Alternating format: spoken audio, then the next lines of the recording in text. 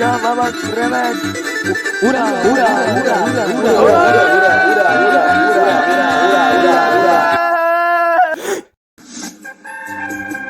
Kremku, šta si se zaledio? Šta je bilo, majke ti? Ja pomislio da si ti Srbin. Dobar dan, deco! Beži.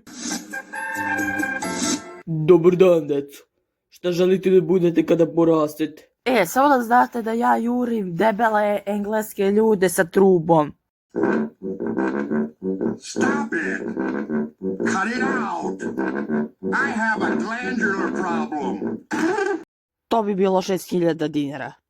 A kakav ti je to bre posao, što ne uzmeš neke druge? Ali nastavniče, te poslove sam već odavno obavio. Idite kod direktora, svi!